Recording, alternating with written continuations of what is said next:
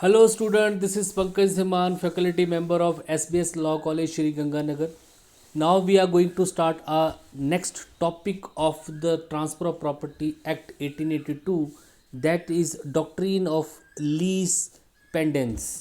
तो हम यहाँ पे लीज पेंडेंस के डॉक्ट्रिन को पढ़ेंगे, ये क्या है, इसके मेन फीचर्स को देखेंगे और इसके कुछ जो है बाद में जो है इसका जो है एक्सेप्शंस भी यहाँ पे हम देखेंगे। तो सबसे पहले देखते हैं कि ये लीज पेंडेंट्स होता क्या है। देखिए, अगर कोई भी मैटर जो है, कोई भी सूट जो है इमूवेबल प्रॉपर्टी से रिलेटेड कोर्ट के विचारणीय है या कोर्ट की कंसिडरेशन में है, कोर्ट में पहुंच चुका है, कोई भी ऐसा केस जो कि इमूवेबल प्रॉपर्टी से रिलेटेड है, कोई ऐसा सूट जो इमूवेबल प्रॉपर्टी से रिलेटेड है, उसके ट्रांसफ़र से रिलेटेड है, और अगर वो कोर्ट के कंसिडरेशन में है, कोर्ट उस केस को देख रही है, तो कोई भी पार्टी, उस केस में जो पार्टियां हैं, वो उस प्रॉपर्टी को कहीं पे भी ट्रांसफ़र नहीं कर सकती हैं without the permission of the court.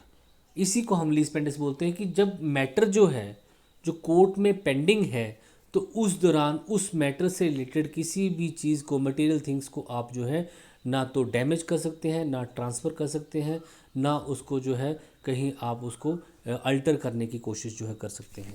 मान लीजिए ए और बी के बीच में प्रॉपर्टी से रिलेटेड कोई डिस्प्यूट है, इमूवेबल प्रॉपर्टी से रिलेटेड डिस्प्यूट है, एक प्रॉपर्टी से रिलेटेड डिस्प्यूट है ए और बी के बीच में, और इस पे जो है ए अब जो है इस प्रॉपर्टी को, जब ये जो डिस्प्यूट है कोर्ट के पास है, कोर्ट इस केस को सुन रही है, उसके पास है, तो इस दौरान जो ए जो है इस प्रॉपर्टी को सेल करने की कोशिश करता है, ट्रांसफ़र करने की कोशिश करता है, तो वो ऐसा नहीं कर सकता है, क्योंकि यहाँ पे अब ये जो केस है, सॉरी ये जो सूट है, वो कोर्ट के कंसिडरेशन में आ चुका है।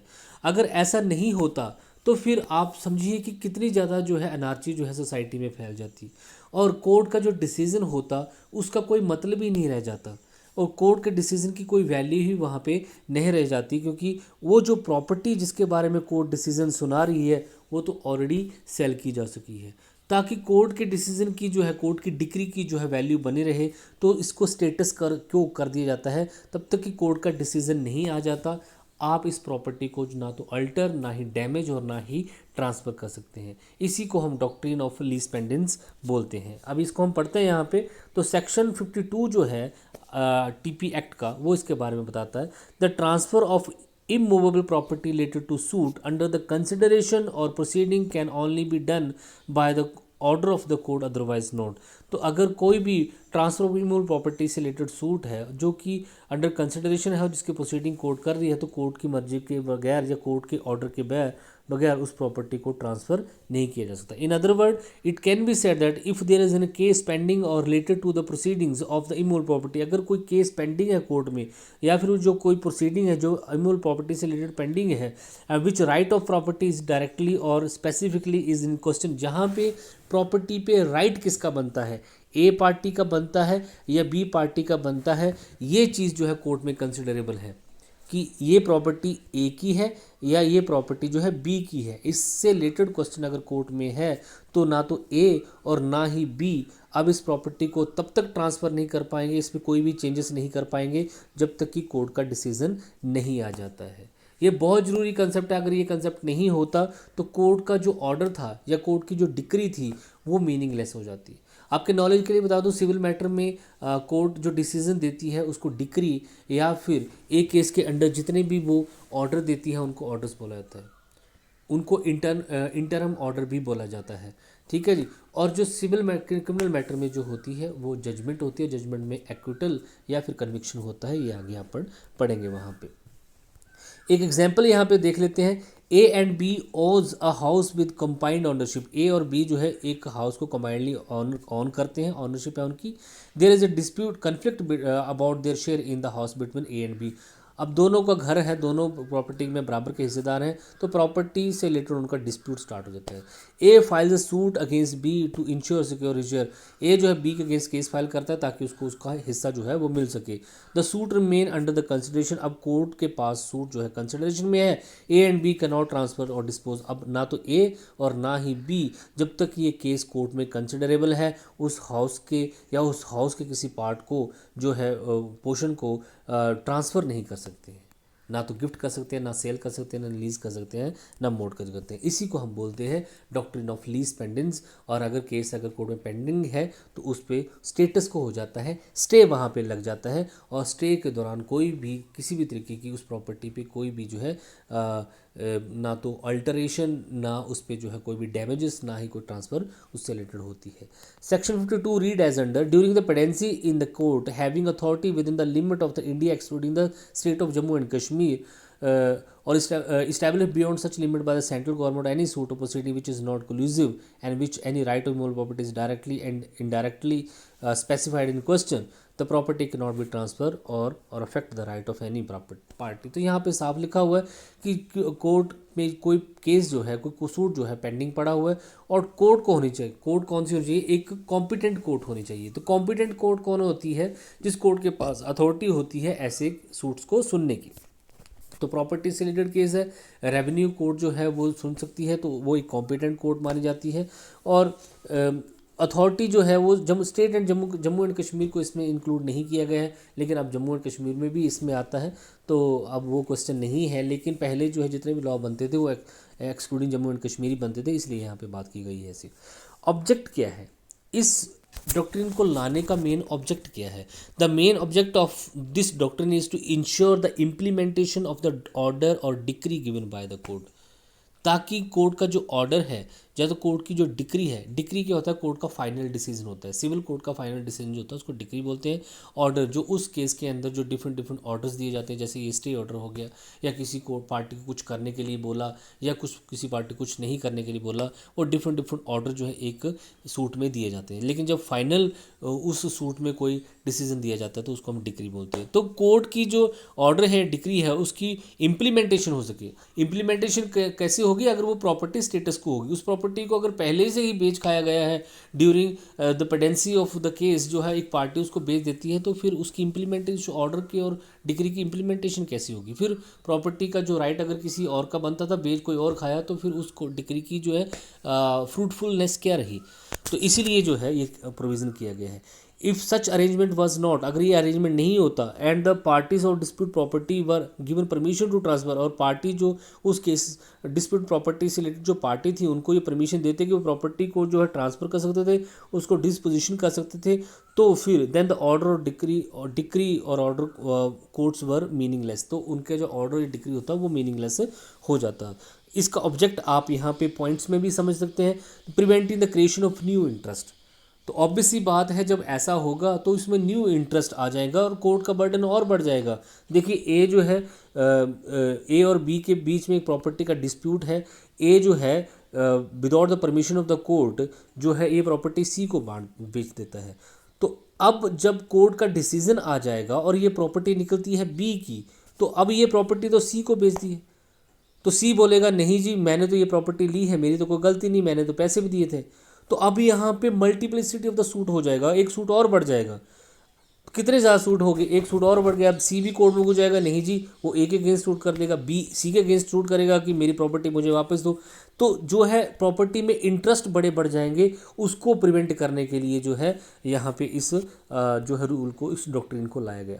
सेकंड यहाँ पे to make the disputed property status को, इस प्रॉपर्टी को स्टेटस को कर देना, स्टे लगा देना, ताकि जो है इस पर कोई फर्दर डेवलपमेंट ना हो सके until the decision of the court. तीसरा to prevent the multiplicity of the suit, case की बाढ़ ना लग जाए, सूट जो है बढ़ ना जाए। जैसे मैंने आपको प्रीवियस केस में बताया कि सूट जो है बहुत ज़्यादा हो जाएंगे अगर ये प्रॉपर्टी जो है during the pendency of the suit ये प्रॉपर्टी किसी और को ट्रांसफ़र की जाती है। तो ये इसका जो है मेन पर्पस था यहाँ पे। आगे कुछ केस लॉ भी हैं। अगस्ती वसी गोपालन AR 1970 का केस है। केरला हाई कोर्ट ने बोला कि देयर इज नो सच, ऐसे अगर ऐसी अरेंजमेंट नहीं होती तो बड़ी सारी प्रॉब्लम जो है इससे रिलेटेड स्टार्ट हो जाती और कोर्ट की जो सेटलमेंट थी उसका कोई भी मतलब वहाँ पे नहीं रह जाता। अब देखते हैं कि यहाँ पे जो है एसेंशियल्स कंडीशंस क्या हैं। तो अगर ये रूल अप्लाई करना है तो आपको ये बताना पड़ेगा, अगर आपका कोई मामला है उस केस में दूसरी पार्टी जो है प्रॉपर्टी को जो कि डिस्प्यूटेड है उसको ट्रांसफ़र करने की कोशिश कर दी है by the way of sale, gift और any other method of transfer करने की कोशिश करती है, तो आपको फिर कोर्ट में जाके इस चीज़ को प्रूव करना है। तो आपको कौन कौन सी कंडीशन को सेटिस्फाई करना है कोर्ट में कि यहाँ पे जो है लीज पेंडिस का डॉक्ट्रिन फॉलो हो। पहला, the immovability of the property, property जो है वो इमूवेबल होनी चाहिए, पहली बात तो यहाँ पे क्लियर लिखी हुई है। सेकंड, दूसरा जो है the pendency of the suit, दूसरा आप ये क्लियर करेंगे कि ये सूट जो है कोर्ट में जो है वो पेंडिंग है, ये प्रोसीडिंग जो चली है ये कोर्ट में पेंडिंग है। तीसरा जो आपके पास यहाँ पे है, लेकिन एक चीज़ यहाँ पे ध्यान में रखिए, Govind Pillai versus A Krishnan AR 1957 के केस में ये साफ हुआ कि अगर रॉन्ग कोर्ट में अगर केस फाइल किया गया और वहाँ पे जो टाइम वेस्ट हो, वहाँ पे जो टाइम लगता है उसको जो हम प्रॉपर कोर्ट नहीं मानेंगे। कई बार आप एडवोकेट से गलती हो सकती है या कोई क्लैरिकल मिस्टेक हो जाती है, आपको प्रॉपर कोर्ट में जहाँ पे लिखा है कि प्रॉपर कोर्ट जिसके पास heavy competent to hear such suit और प्रोसीडिंग, उनके पास उस केस को सुनने की पावर होनी चाहिए, तो कॉम्पिटेंट कोर्ट होनी चाहिए।